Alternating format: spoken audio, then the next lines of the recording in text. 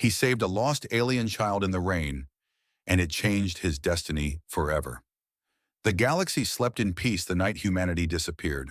Or at least that's what everyone believed. 10 years passed after the fall of Earth's outer colonies. The Alien Council declared that humans were an unstable, emotional species, and the universe was better without them. Traders stopped speaking their name. Maps erased Terran borders. Children of other species grew up without ever hearing the word human. Only the Dravix Empire remembered humanity, and they remembered them with hatred. On the dark edge of the Perseus Arm, a Dravix extraction fleet hovered above a cold, silent moon. The moon was once a Terran research station, now nothing but shattered metal and frozen bones. The Dravix collected what remained: technology, samples, even bodies. Anything useful. Commander Zegor, a 7-foot reptilian with pale scars across his jaw, walked the bridge with a satisfied smile.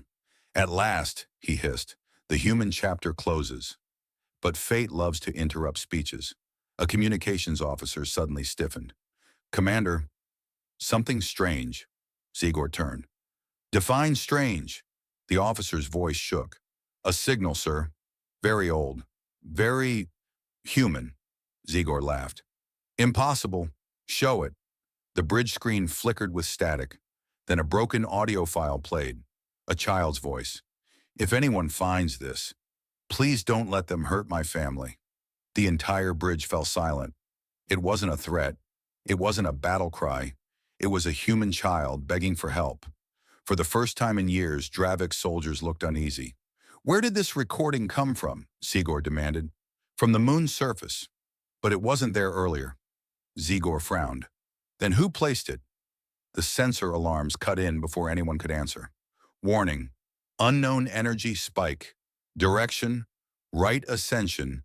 19.84 degrees. Declination. The officer stopped speaking because the stars outside the window were moving, not twinkling, not shifting, moving, like something enormous was passing between them and the distant suns. The bridge lights dimmed as a shadow covered the entire fleet. What is that? Whispered an officer. No one knew. No one could even describe its shape. It was not metal, not rock, not anything the Dravix Empire had cataloged. It looked like night itself had stepped closer. Seeger's voice cracked despite his rank. Is it a ship? Sir, scanners can't read it. It absorbs everything. Then the shadow spoke. Not with words, not with sound, with a vibration. Every console hummed. Every wall trembled. Every Dravix soldier felt a pulse inside their bones. A deep, steady heartbeat. A human heartbeat. Zegor stared in horror. No, they cannot be. The shadow dissolved. In its place floated a single Terran vessel. Small, old, damaged. The kind of ship humans use during evacuation runs. Burn marks covered its hull. Several plates were missing. It looked like it should have fallen apart years ago. But it was here, alive and broadcasting. A grainy picture appeared on the main screen. A human face. Helmet cracked. Eyes tired but burning with something powerful. Not fear, purpose. The human spoke clearly. This is Captain Elias Ward of the Terran Survivor Fleet. We are not dead. We are not finished. We are coming home. The bridge trembled with panic. Captain Ward, Zegor growled, forcing confidence he didn't feel. You are outnumbered. Your species is extinct. Ward didn't blink. We know what you did to us, to our colonies, to our families. His voice did not rise. He didn't shout. He didn't threaten. That made it worse. You took everything, and still we stand. Behind the tiny Terran ship, the stars rippled like water. Space twisted and opened. One by one, shapes emerged. Not warships, not fleets, not armadas. People, thousands of escape pods, emergency shuttles, broken hulls barely held together with scrap. All glowing with blue shields powered by something unknown. Humans, alive, returning. This cannot be, whispered an officer. They were all gone. Seeger took a step back as realization hit him. They adapted. The human captain leaned closer to the camera. Dravik's empire. The universe has one rule. His eyes were full of fire. Do not push humans too far. The image faded. The tiny Terran ship charged forward, engines roaring with a light the Draviks had never seen. It accelerated so fast the bridge window shook. "Open fire!" Zigor screamed. But before the fleet could shoot, every Dravik screen displayed the same final message. You wanted war. You're about to learn what that means. The unexpected war had begun, and the galaxy had no idea the storm that was coming. The galaxy remembers humans. The galaxy did not forget humans. It only pretended to. For years, alien governments erased Terran history from schools. Maps removed Earth from star charts. Museums hid human artifacts in dusty storage rooms. The Council of 12 even banned the phrase Terran resolve, calling it dangerous thinking. But memories are hard to kill, and fear is even harder. When Captain Elias Ward and the survivor fleet appeared at the edge of Dravik space, a silent wave rippled across the galaxy. Every nation, every empire, every pirate group. They all felt something old and powerful rise inside their hearts. A memory, a warning, a truth stronger than politics. Humans don't die easy. On the planet Zathora 3, a group of alien miners gathered around a shaky holoscreen showing news of the Terran survivor fleet. One miner, a short insectoid named Vril, shivered as the reporter announced, "Human presence confirmed. Unknown technology detected. Dravik's forces retreating." Vril whispered, "My grandmother told me stories. Humans fought 3 days inside a burning mine to save workers they didn't even know." Another miner, a bulky four-armed Yaren, nodded slowly. "My father said humans could smell danger the way we smell metal. They always survived." A younger miner scoffed. "Humans, they screamed and panicked when their worlds burned." The old Yaren held up a shaking hand. "But even while screaming, they fought." Across the galaxy, similar conversations spread like sparks on dry leaves. In the floating market of Vapora, an old merchant played a forbidden Terran song on a dusty music player. The soft human voice carried through the air like a ghost. A crowd gathered. A reptilian girl tugged on her mother's sleeve. "Mama, who is singing?" The mother looked frightened. "A human. Why does her voice sound brave?" "Because," the mother whispered, "humans always sing when things get bad."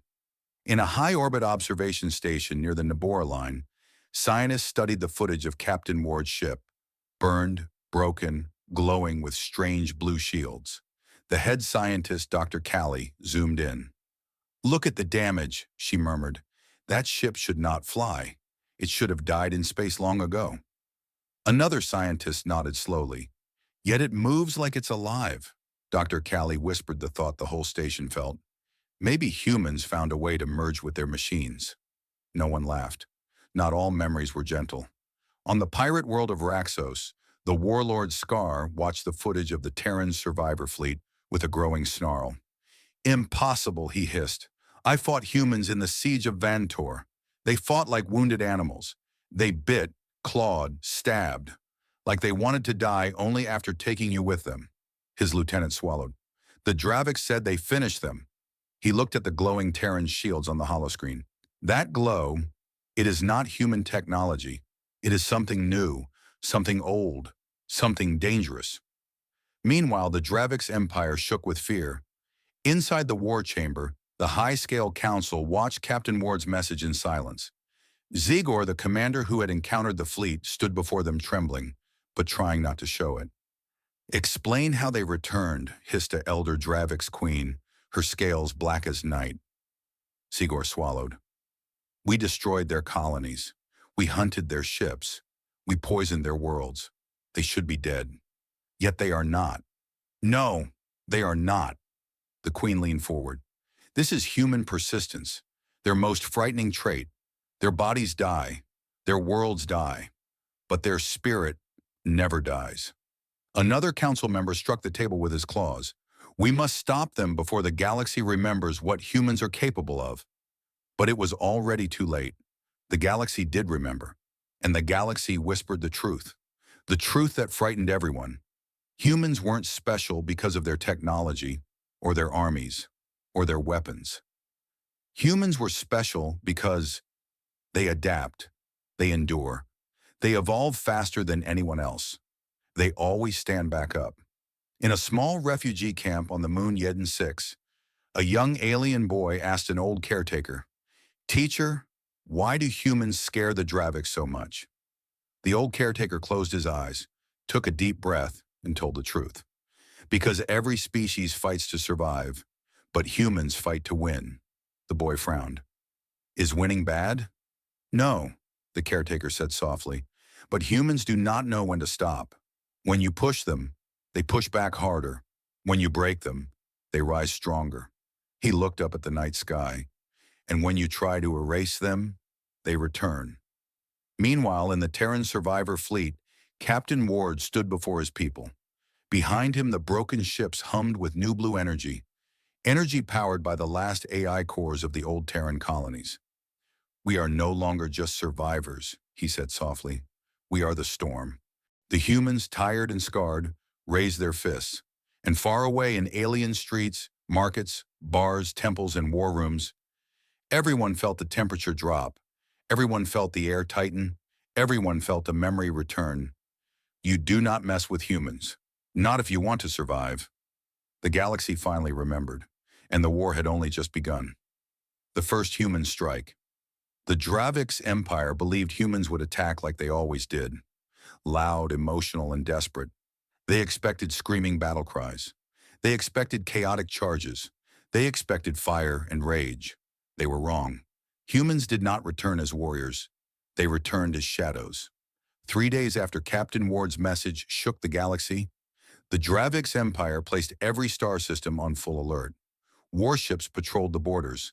Planetary shields were raised. Commanders bragged about their unbeatable defense. But none of that mattered, because humans didn't strike the borders. They went straight for the heart. Deep inside Dravik's territory sat Station Varkun, a massive fortress built into an asteroid.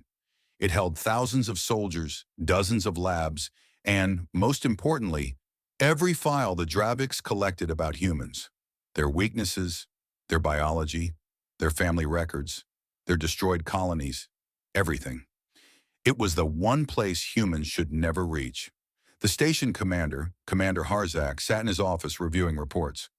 "Human activity confirmed near the outer belt," one officer said. "Position defensive nets," Harzak ordered lazily. "Humans are emotional. They will come straight at us." But as he spoke, the lights flickered. Once, twice, then died completely. "What is this?" an officer shouted. "Backup lights should have activated. They did not. Doors should have sealed. They didn't. Sirens should have screamed." Silence. Harzak felt his scales grow cold. "Report! Where is our power?" "Commander," the engineer whispered, "it wasn't disabled." "Then what happened?" "It was taken." On the outside hull of Station Varkun, a single human figure drifted silently. No ship, no jetpack, no suit boosters. Just a black armored human gliding across empty space like gravity didn't matter. His suit glowed faint blue, the same mysterious energy seen on Captain Ward's ship. It bent the laws of physics around him, allowing him to move through vacuum like a swimmer through water. His codename was Ghostline, one of the first humans to merge with the strange technology humans discovered during their years in hiding. He pressed his hand against the station's outer shell. Blue cracks spread from his palm like living lightning. Ghostline whispered, "For Arcadia 9. Then he phased through the wall. Inside, Dravik's guards scrambled blindly in darkness. Their night vision implants malfunctioned. Their scanners showed empty corridors. Their radios only played a deep, steady heartbeat, the same human pulse that haunted every Dravik since Ward's return. A guard pointed his rifle down a hallway. "Show yourself!" Something moved. Not footsteps, not breathing. A flicker, a ripple, a shape. Then a blur of black armor slammed into the guard, knocking him unconscious before he could scream. Another guard fired blindly. The bullet passed through. Nothing. Ghostline materialized behind him, placing a quiet hand on his neck. The guard dropped like a stone. The third guard panicked. What are you?" Ghostline leaned close. His helmet visor reflected the terrified alien's face. "I'm the first wave!" The guard fainted. Inside the main control room, Commander Harzak finally regained lighting, but what he saw made his stomach twist. Every screen displayed a single Terran symbol, a circle, a heartbeat line, a rising flame, the emblem of the Terran survivor fleet. Then a message appeared. "You tried to erase us. Now we erase your secrets." Harzak's throat dried. "Find the intruder. Find him now." "Commander," an officer whispered. "He's already here." Harzak turned. Ghostline stood in the doorway, unmoving, silent, cold as space. You're one soldier," Harzak stammered. "You cannot fight hundreds." Ghostline raised two fingers. "I'm not here to fight." He tapped a device on his wrist. A pulse spread through the entire station. Doors unlocked. Files vanished. Weapons shut down. Alarms froze. Every single Dravix file on humans, genetic scans, war logs, torture reports, deleted forever in a single breath. Harzak screamed. "What have you done?" Ghostline stepped closer. "You studied us like animals." He stopped an inch from the terrified commander. "Study this." He pressed a small metal cube onto Harzak's desk. The cube unfolded, projecting a hologram of thousands, maybe millions of humans standing together, looking at the camera with cold determination. Survivors, families, children, humanity reborn. A final message played. "First strike complete. Next target, your throne world." The cube shut itself off. Ghostline looked at Harzak one last time.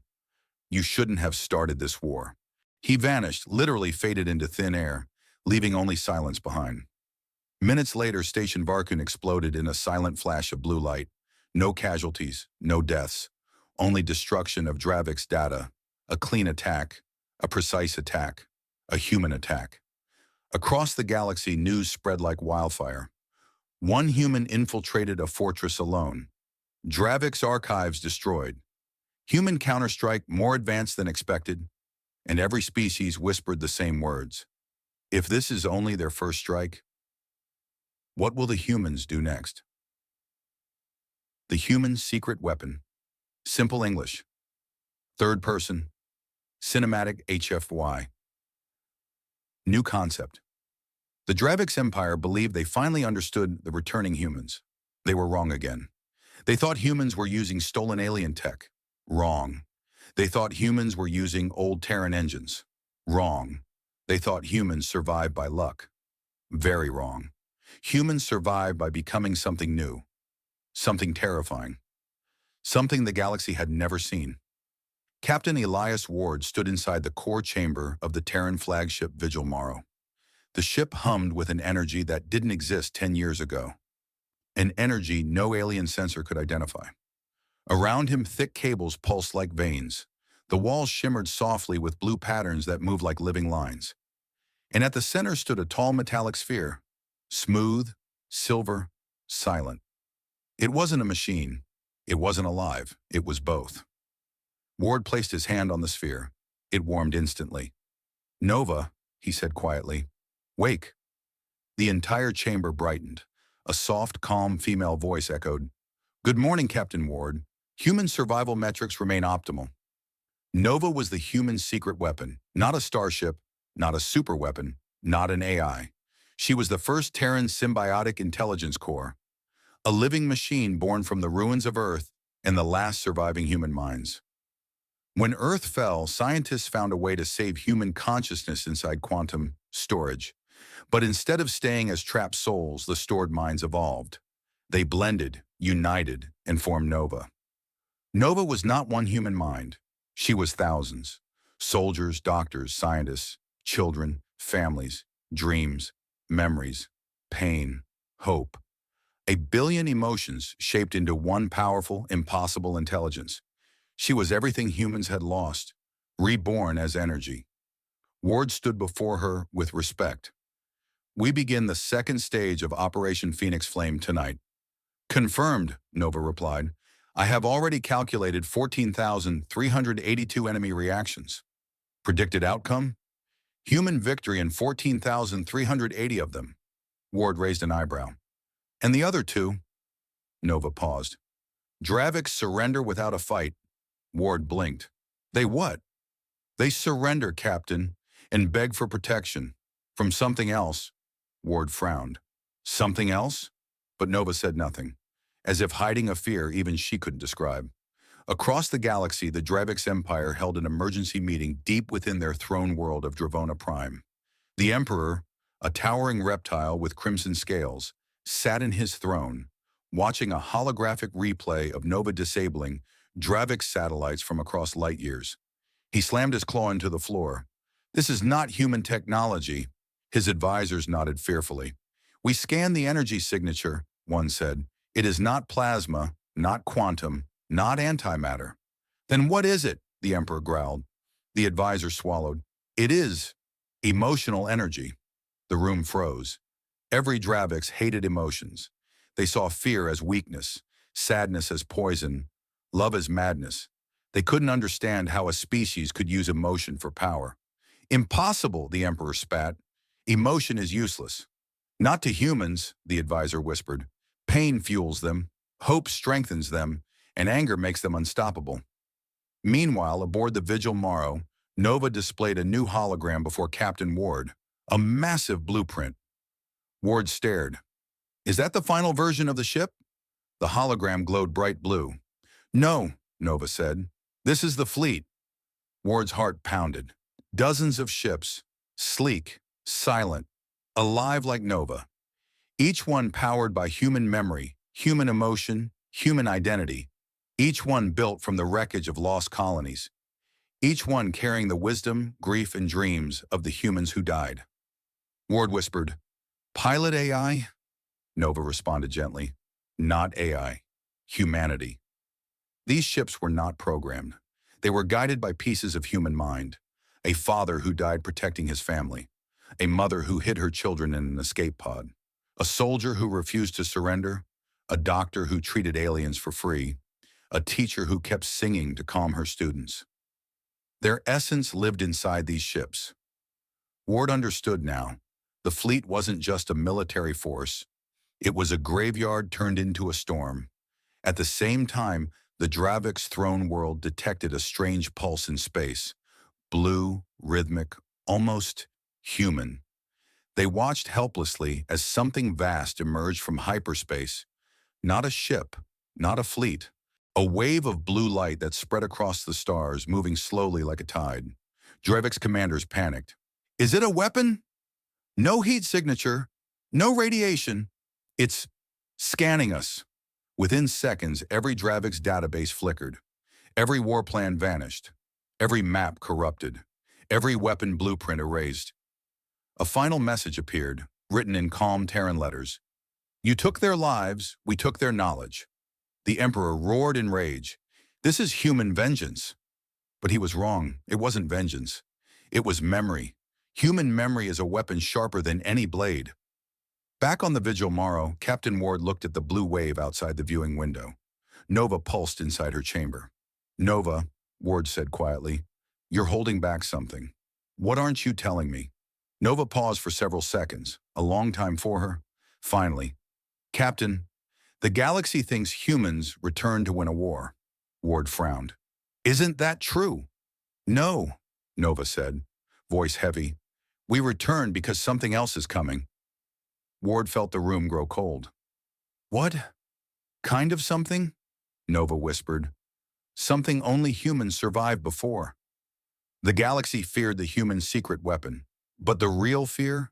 The weapon feared something else.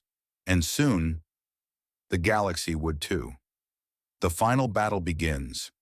The galaxy didn't breathe the night the humans moved. Every species, friends, enemies, and those pretending to be neutral, felt the air shift. A pressure, a weight, a warning. Something was coming. Something only humans dared to face. And the Dravix Empire stood directly in the center of the storm. On the bridge of the Terran flagship, Vigil Morrow, Captain Elias Ward stared at the holographic display. Dozens of Dravix fleets now formed a massive formation around their throne world, Dravona Prime. It was the largest military force ever seen in that part of the galaxy. Destroyers, dreadnoughts. Planet-cracking cannons, millions of soldiers, a metal wall designed to crush anything approaching. Ward remained still, calm, almost cold. "Nova," he said softly. "Status of the new fleet?" Nova's voice echoed across the chamber. Gentle, steady, impossibly human. "The symbiotic fleet is awake." Ward swallowed. Awake. Not online. Not active. Awake. The dozen living ships, each with a human soul woven into its core, floated behind the Vigil Morrow like glowing ghosts. Their blue energy pulsed with slow, calm heartbeats.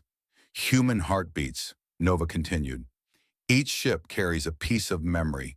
Each memory carries purpose. No human spirit fights alone." Ward nodded. "Then we're ready." Far across the stars, inside the Dravix War Palace, Emperor Kirazan stood before a giant window. His red scales vibrated with frustration as he studied the approaching Terran fleet. 20 ships, he hissed. "Only 20. They insult us by bringing so few." "Your Majesty," an advisor whispered, "our sensors cannot identify the energy they use." "Then destroy them before they get close," the Emperor snapped. The advisor hesitated. "Sir, they are not slowing down." "What?" "They're accelerating." The Emperor stepped closer to the window. The humans, those emotional, chaotic, unpredictable beings, were charging straight toward the strongest fortress in the entire galaxy. No hesitation, no negotiation, no fear. Just forward, relentless, human. Back aboard the Vigil Morrow, Nova projected tactical data. Dravix fleets forming barrier wall. Danger level, high. Ward smirked. "In human terms?" Nova paused. "Very bad." Ward cracked his knuckles. "Now that's more helpful." He turned to the fleet behind him. "Symbiotic fleet," Ward commanded. "Enter formation." The 12 living ships shifted positions smoothly, like dancers moving together without speaking. Ship 1 pulsed bright blue. Inside it, a mother's final memory whispered through its hull. "Protect my children." Ship 2 glowed softer. Inside it, a teacher's last lesson echoed. "Do not fear the dark. Bring the light." Ship 3 vibrated like a deep drum. Inside it, a soldier's courage burned. "Hold the line." Every ship carried human hearts. Every ship carried human anger. Every ship carried human love. Together, they formed a tidal wave. Nova spoke again. "Captain, my calculations predict a Dravix superweapon in hiding." Ward frowned. "Where?" Before Nova could answer, space in front of the Dravix fleets distorted, like boiling water. A gigantic cannon, bigger than any ship, unfolded from a hidden station orbiting the throne world. It aimed directly at the Terran fleet. The Emperor finally smiled. "Fire!" The universe flashed white. A beam of unimaginable energy blasted through space, tearing through dark matter and bending gravity. Planets shook, stars flickered, shock waves tore across systems. The beam hit the Terran fleet. Or rather, it should have. But something impossible happened. The beam slowed. It stretched. It froze mid-space like a long spear stuck in invisible mud. And then slowly, beautifully, it bent away from the humans. Ward exhaled. "Nova? What did you just do?" Nova's voice filled the bridge. "Fear, Captain." Ward blinked. "Fear? The cannon feeds on fear, so I removed it."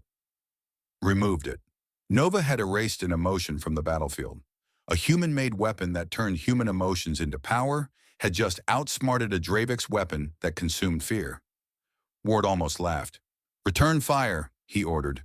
"Not with lasers, not with missiles, not with bombs." Nova unleashed something else.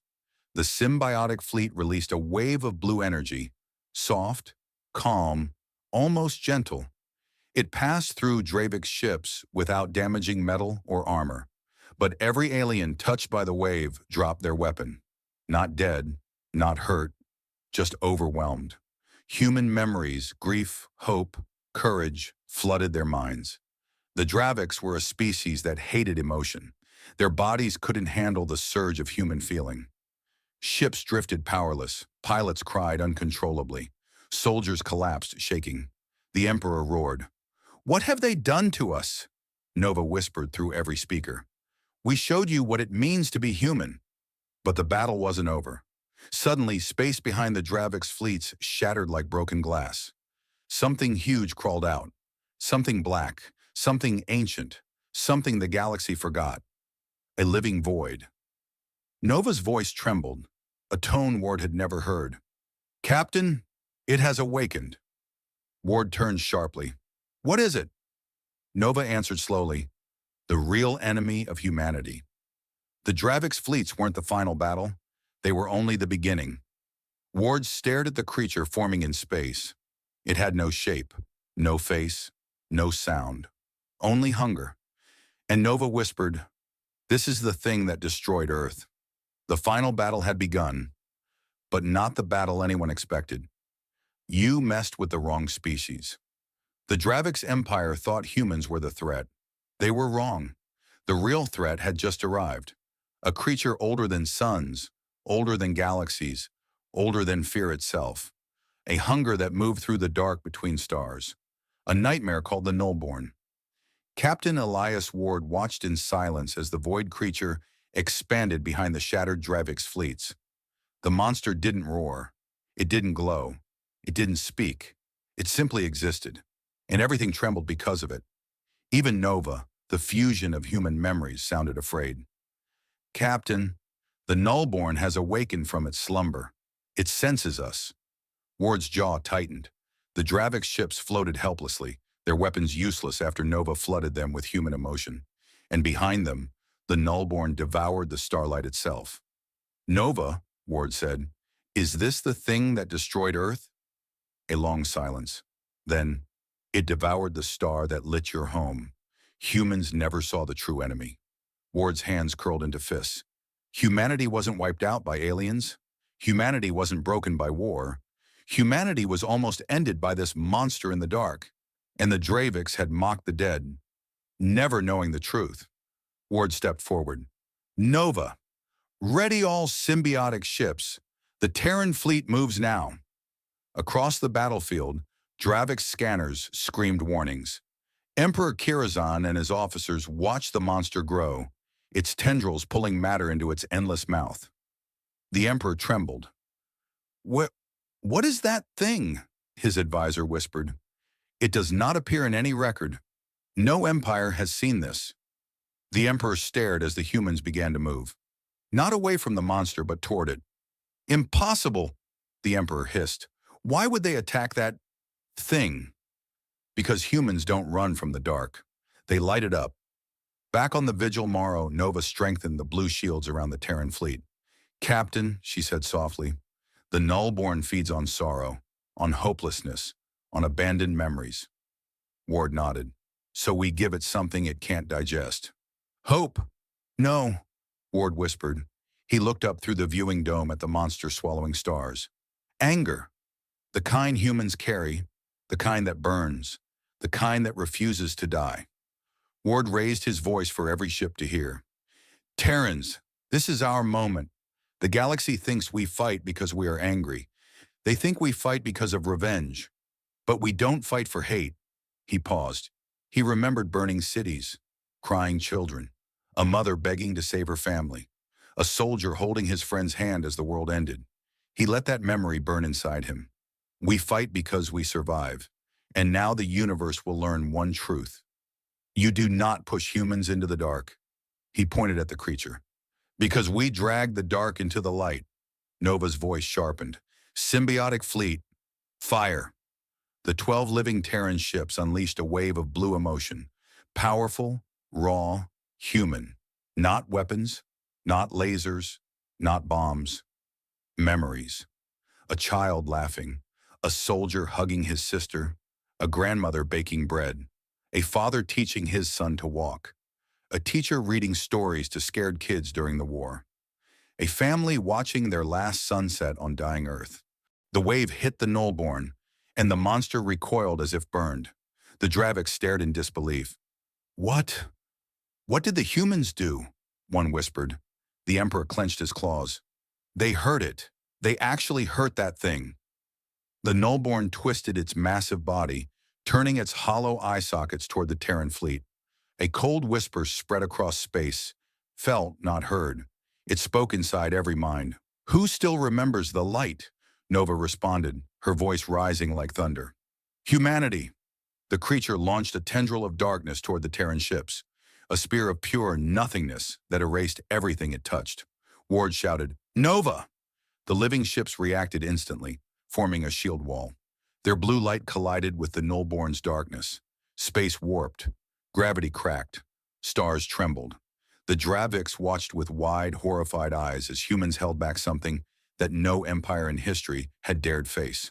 A Dravik's officer whispered, "Oh, they're fighting a god." Another corrected him, "No, they're fighting like gods." The collision of light and dark shook every ship, but humans did not fall back. They pushed harder. The memories inside the living ships burned brighter, becoming fire instead of pain. Nova spoke through the battlefield. You fed on human sorrow for years. Now taste human defiance. The Nullborn shrieked silently, pulling away as cracks of blue light spread through its void body. Ward saw it weakening. Nova! Full surge! The human fleet released a final massive wave of energy. Hope, love, rage, grief, every emotion humans carried. This time the wave did not just strike the creature, it pierced it. The Nullborn tore open, its body unable to contain the light of human spirit. A hole ripped through its center. Darkness collapsed inward. The creature dissolved in a storm of blue and black. The monster that once destroyed Earth was gone, destroyed by the very species it tried to erase. Silence filled the battlefield. Then Ward whispered the line that would echo through the galaxy. You messed with humans. Bad move. The Dravik's fleets floated in stunned silence. Not one Dravik's fired. Not one moved. Because every single one of them realized, if humans could destroy a star-eating monster, what chance did any empire have? The galaxy had just witnessed the impossible, and this was only the beginning. Humans become legends. The monster was dead. The creature that had swallowed stars, ended worlds, and almost destroyed Earth was now nothing but fading dust in the black of space. The blue light of the Terran fleet still shimmered across the battlefield, echoing with the last heartbeat of human defiance. For a long moment, silence held the galaxy like a breath trapped in its chest. No explosions, no commands, no screaming. Just silence. And then, awe. On the Dravik's throne world, Emperor Kirazan stared at the empty space where the Nullborn once floated. His claws shook. His breath rattled. He had seen many battles in his life, earned many scars, won many wars. But never, not once, had he witnessed a miracle. A single species, broken, scattered, nearly erased, standing against the dark alone, and winning. His advisor whispered in disbelief, "They killed it, Emperor. The humans killed it." The Emperor lowered his head. "No," he corrected softly. "They defeated what we feared to even name. They fought a nightmare, with memories." His eyes hardened with something new, respect mixed with terror. And they survived. Across the galaxy, every major species watched the battle replay on their screens, their temples, their meeting halls, their marketplaces. On the crystalline world of Silvani, a crowd of silver-skinned children gasped as they saw the Nullborn dissolve. On the ocean planet Relo, massive whale-like beings sang ancient songs for the first time in centuries, songs of bravery and impossible victory. On abandoned mining colonies, refugees cried and whispered, "The humans are back. They saved us all. Maybe they're the guardians we needed." And on pirate moons, criminals quietly turned off their weapons. Humanity had changed the rules. The galaxy that once looked down on humans now looked up to them. Meanwhile, aboard the Vigil Morrow, Captain Elias Ward stood before the viewing dome, watching the glowing dust of the Nullborn drift through space like dying embers. Nova's voice echoed gently.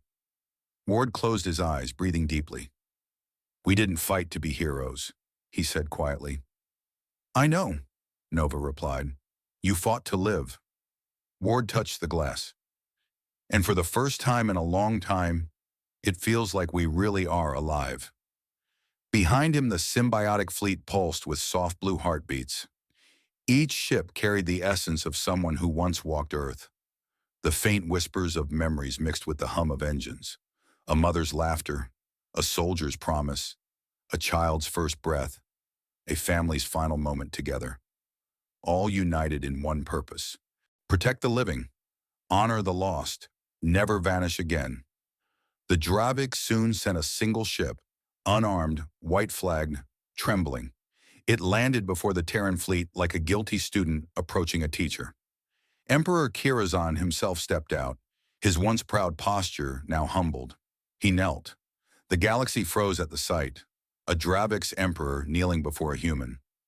Elias Ward approached. "Rise," Ward said gently. "This war is over."